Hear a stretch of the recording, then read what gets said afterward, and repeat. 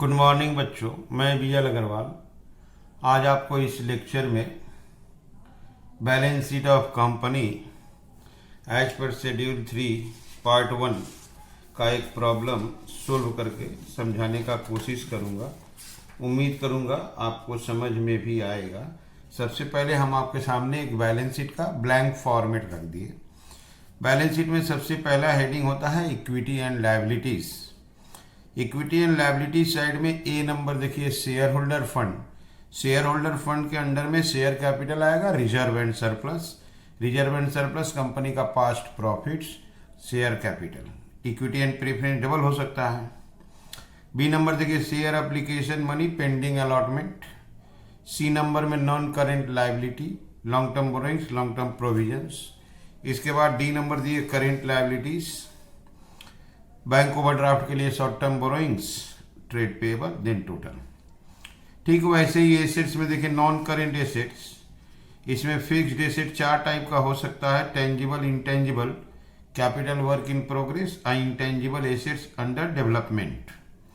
Non current investment, फिर current assets आया, current investment, inventory, trade receivable, cash and cash equivalent, last other current assets, then total. तो ये format है। किसी भी क्वेश्चन से हमको ये सब आइटम लेके इसको फिलअप करना है। फिलअप करके हमको एक बैलेंस शीट बनाना है। Balance sheet of Mona limited है। इसके लिए आपके सामने एक प्रॉब्लम रख दिए, ये आप देख लो।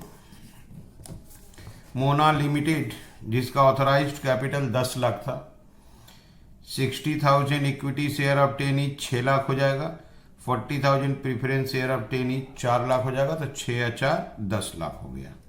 ओके, कंपनी यहाँ लिख रहा है 50,000 इक्विटी शेयर इशू किया, तो 5 लाख रुपया इसका शेयर कैपिटल होगा। ट्रायल में देखिए इक्विटी शेयर कैपिटल 5 लाख है। ओके, बुलाया from the following information you are required to prepare balance sheet as per schedule 3 part 1 बोलते हैं इसको। ये देखिए शुरू में स्टेटमेंट ऑफ पीएल, ये रिजर्व सरप्लस का आइटम है। ये 10% डिवेंचर लॉन्ग टर्म बोरोइंग है। Cash at bank, cash and cash equivalent होता है। Prepaid expense, other current assets. Bank overdraft ही शॉर्ट टर्म बोरोइंग होता है, जैसे डिवेंचर लॉन्ग टर्म बोरोइंग्स, तो bank overdraft short term borrowings. यहाँ आप देखो इंटरेस्ट एक्रूड है डिवेंचर पे। टाटा स्टील कंपनी है, यहाँ देखो टाटा स्टील का डिवेंचर है। हम लोग हैं मोना लिमिटेड, किसी दूसरे कंपनी का डिवेंचर है। यहाँ भी डिवेंचर रिलायंस का है, तो ये डिवेंचर इन्वेस्टमेंट हुआ। क्लियर, दोनों ही। तो ये interest accrued other current asset हो जाएगा। ये लायबिलिटी नहीं है, एसेट्स है। अब बिल्डिंग अंडर कंस्ट्रक्शन, इसी को बोलते हैं कैपिटल वर्क इन प्रोग्रेस, वो भी एसेट्स है। तो यहाँ थोड़ा सा देखिए ये चीज, 2000 जो टाटा स्टील का डिवेंचर है, इसका कोई पीरियड नहीं है, ये नॉन करेंट इन्वेस्टमेंट है।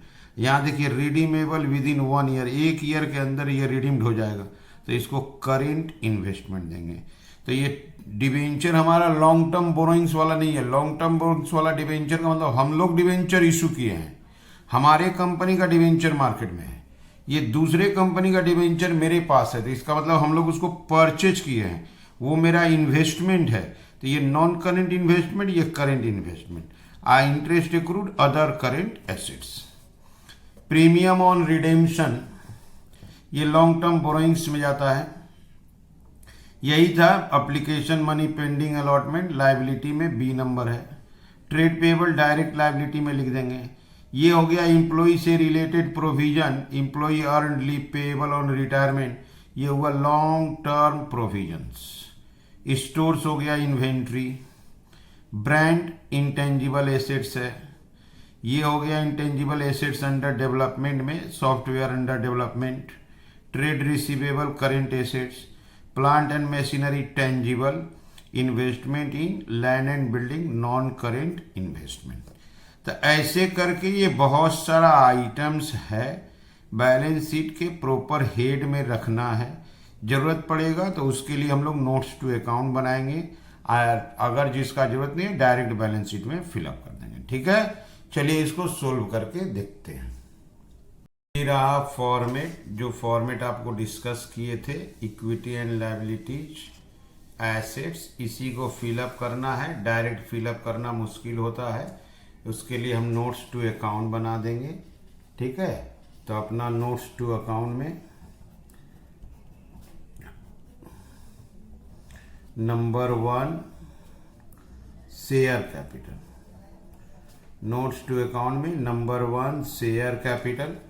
शेयर कैपिटल में आता है आपका ऑथोराइज्ड कैपिटल। जैसा कि हम लोग जानते थे 60,000 equity share, 60,000 equity share of ₹10 each, वो होगा आपका 6 lakh. Clear. 40,000 8% preference share of ₹10 each, वो हो जाएगा आपका 4 लाख। या 0 देने में भूल हुआ है, दैट इज 4 लाख। ये हो गया आपका 10 लाख। इसके बाद आएगा इशूड कैपिटल। बोला था 50,000 इक्विटी शेयर इशू किया गया था। 50,000 equity share of ₹10 each, that is 5 lakh. Fully paid up है तो वही हो जाएगा सब्सक्राइब्ड कैपिटल, उसी को सब्सक्राइब्ड कैपिटल बना देंगे। 50,000 equity share of ₹10 each, fully paid up, 5 lakh. Okay, इसको आप एक बार देख सकते हो। ये देखो, इक्विटी शेयर कैपिटल 60,000 था, प्रीफरेंस 40, 10 लाख, 50,000 इशू किया गया था, सब्सक्राइब्ड हुआ एंड पेड अप हुआ। रिजर्व सरप्लस में स्टेटमेंट ऑफ पीएल है आपका 2 लाख। लॉन्ग टर्म बोरोइंग्स में 10% डिवेंचर है। इसके अलावा यहाँ देखिए प्रीमियम ऑन रिडेम्पशन है। ये हो गया आपका employee earned long term provisions, आप देख सकते हैं। ये डिवेंचर हो जाएगा लॉन्ग टर्म बोरोइंग्स, ये हो जाएगा लॉन्ग टर्म बोरोइंग्स, ये हो जाएगा लॉन्ग टर्म प्रोविजंस। इसको तो रिजर्व सरप्लस। चलिए इसका भी नोट्स करते हैं। Note number 2, reserve and surplus, statement of profit and loss, credit 2 lakh. Long term borrowings, long term borrowings में 10% डिवेंचर है। 10% डिवेंचर आपका 2 लाख है। अब premium on redemption of debenture, premium on redemption of debenture, वो आपका 20,000 है, 2,20,000। इसके अलावा लॉन्ग टर्म प्रोविजंस लाते हैं। Long term provisions, long term provisions में था employees earned leave, employees earned leave payable on retirement. Long term है, रिटायरमेंट के वक्त देना है 65,000। नंबर 5, शॉर्ट टर्म बोरोइंग्स, इसके अंडर में आएगा आपका बैंक ओवरड्राफ्ट, क्वेश्चन में था बैंक ओवरड्राफ्ट। बैंक ओवरड्राफ्ट का अमाउंट था आपका 50,000 और एक कर देते हैं, लायबिलिटी कंप्लीट हो जाएगा। Trade payables, direct trade payables बोल के दिया हुआ था और कोई आइटम नहीं था, दैट इज 75। तो ये आपका नोट्स टू अकाउंट प्रिपेयर हो गया लायबिलिटी साइड का। Share capital, reserve, surplus, long term borrowings, provisions, short term borrowings, trade payable. इसको चाहे तो लायबिलिटी साइड में फिलअप कर सकते हैं, लास्ट में फिलअप कर देंगे। अब आते हैं एसेट्स के लिए। Number 7, fixed assets.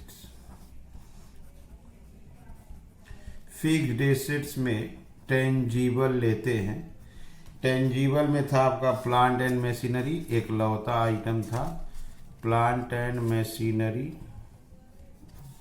1,20,000। Intangible, intangible में आपका था brands 1,10,000। Capital work in progress, capital work in progress में था आपका building under construction 1,20,000। Building under construction 1,20,000। Clear. Intangible assets under development, इसके अंडर में था आपका computer software under development, computer software under development, computer software under development 20,000।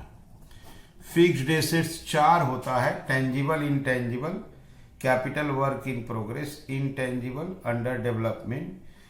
Tangible में machine ले लिए, इंटेंजिबल में ब्रांड्स ले लिए, capital work in progress building work in progress ले लिए अंडर कंस्ट्रक्शन, इंटेंजिबल में कंप्यूटर अंडर डेवलपमेंट। ओके, थोड़ा सा इसको आप एक बार देख लो। यहाँ देखो आप ब्रांड्स देखो 1,10 है, intangible, computer under development, intangible under development. नीचे देखो प्लांट एंड मशीनरी है 1,20,000। इधर लेफ्ट साइड में देखो बिल्डिंग अंडर कंस्ट्रक्शन है 1,20,000। अब ये जो टाटा स्टील का डिवेंचर देख रहे हैं ये नॉन करेंट इन्वेस्टमेंट होगा, और रिलायंस वाला जो देख रहे हैं वो करेंट इन्वेस्टमेंट होगा। उसके पीछे रीजन है, रिलायंस वाला में देखिए विद इन 1 ईयर लिखा हुआ है, टाटा स्टील में ऐसा कोई डेट नहीं है। इधर राइट साइड में आप देखो एक आइटम आपको दिखाई देगा investment in land and building, ये भी नॉन करेंट इन्वेस्टमेंट में आएगा। ओके, उसके ऊपर देखिए ट्रेड रिसीवेबल्स है, स्टोर्स है। तो चलिए एसेट्स को कंप्लीट करते हैं। ये number 8 non current investment, non current investment, non current investment में ले आते हैं 2012% Tata steel debenture, 2012% Tata steel debentures. इसका अमाउंट है आपका 2 लाख।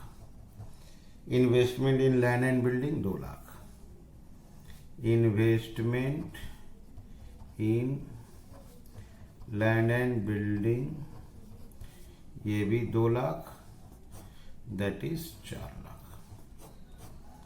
नंबर 9 करेंट इन्वेस्टमेंट, वो रिलायंस में जो इन्वेस्टमेंट किया था 1 साल के अंदर मैच्योरिटी था, 12% debenture of Reliance limited, 12% debenture of Reliance limited,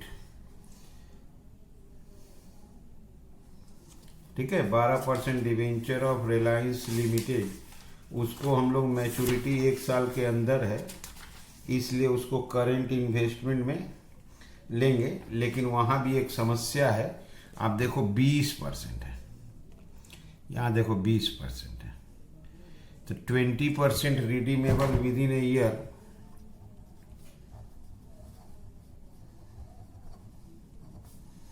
in a year, तो यहाँ आपको 20,000 लेंगे, तो यहाँ हमको 12% डिवेंचर ऑफ रिलायंस लिमिटेड, यहाँ हमको 80,000 लेना पड़ेगा।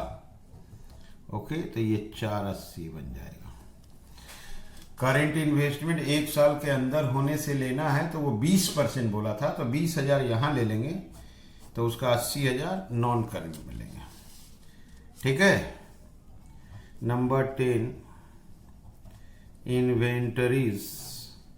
इन्वेंटरीज में stores and spheres, stores and spheres 50,000। अच्छा, ट्रेड रिसीवेबल उसी नाम से ही है, फिर भी ट्रेड रिसीवेबल्स सेम नाम से है, ट्रेड रिसीवेबल्स 1,20,000।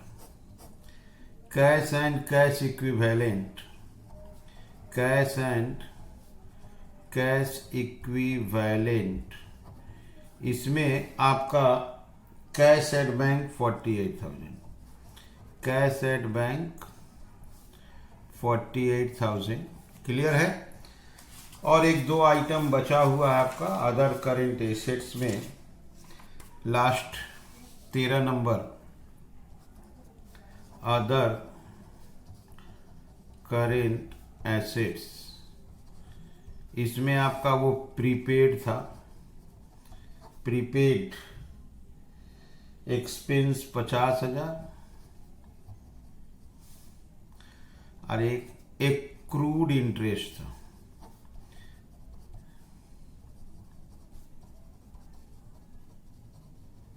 एक क्रूड इंटरेस्ट ऑन इन्वेस्टमेंट कर देते हैं 12,062। ठीक है। अब इसको फिलअप कर देना है, एसेट्स लायबिलिटी को। बैलेंस शीट का ये फॉर्मेट है, एक बार आप क्वेश्चन देख लो फिर फिलअप कर देते हो। ऊपर देखो 50,000 इक्विटी शेयर इशू हुआ था, 5 lakh. Statement of PL, reserve surplus, debenture, long term borrowings, equity capital है ही है, cash at bank, cash equivalent, prepaid, other current asset, bank overdraft, short terms borrowings, interest accrued, other current asset, building fixed asset में आएगा। यहाँ main है देखो 2,000 debenture Tata steel, non current investment देंगे। 12% debenture Reliance का, देखो रिलायंस वाला में देखो 20% 1 साल में है, तो 20% को करेंट और 80% को नॉन करेंट। इधर देखो premium on redemption, long term borrowings, application liability में लिख देंगे, trade payable liability, employee long term provisions, stores inventory, brand देखो ब्रांड इंटेंजिबल, उसके बाद इंटेंजिबल अंडर डेवलपमेंट है, trade receivable, plant and machinery tangible, investment. ठीक है। अब इस फॉर्मेट को केवल फिलअप करना है। अब इस फॉर्मेट में हम लोग ले आते हैं सबसे पहले number 1 share capital, share capital में 5 लाख, रिजर्व सरप्लस 2 लाख। अच्छा, एप्लीकेशन मनी पेंडिंग अलॉटमेंट, इसका तो नोट्स नहीं किए थे, तो इसका नंबरिंग भी नहीं देंगे, इसी नाम से था 40,000। लॉन्ग टर्म बोरोइंग्स 3 नंबर में था 2,20,000। Clear. Long term provisions number 4 में था 65,000। शॉर्ट टर्म बोरोइंग्स नंबर 5 50,000, और ट्रेड पेएबल तो उसी नाम से था 75। तो इसको ऐड करते हैं। ठीक है।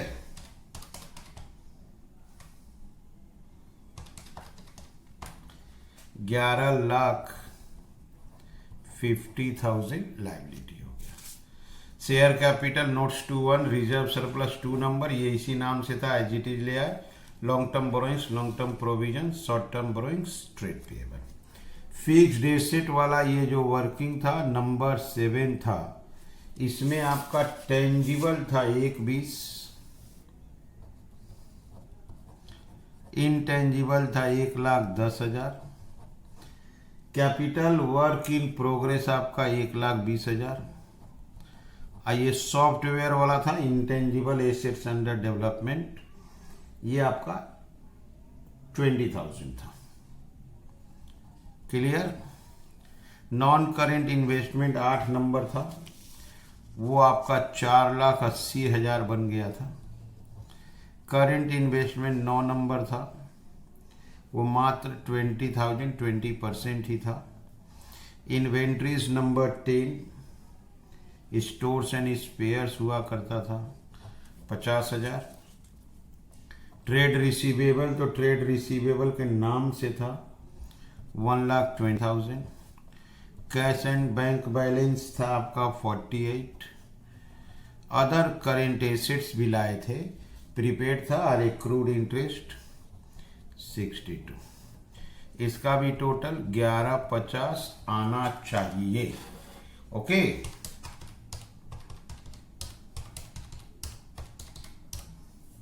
इसका भी 11,50 आना चाहिए। 11,50 अगर आता है तो समझिए एकदम सही बना है। यस, 11,50 आ गया। तो ये बैलेंस शीट का टोटल देखिए मैच कर गया, 11,50, 11,50। इसका मतलब हम लोग सही बनाए हैं। इसमें अगर आपको ध्यान देना है तो इस आइटम पर ध्यान दीजिएगा। ओके, और इन्वेस्टमेंट पे खास ध्यान दीजिएगा। हम लोग कंपनी है मोना लिमिटेड, अगर हम लोग शेयर या डिवेंचर अदर कंपनी का परचेज करते हैं तो वो हमारे लिए इन्वेस्टमेंट कहलाता है। ठीक है, उम्मीद करेंगे ये बैलेंस शीट आपको समझ में आया होगा। Okay, thank you, bye.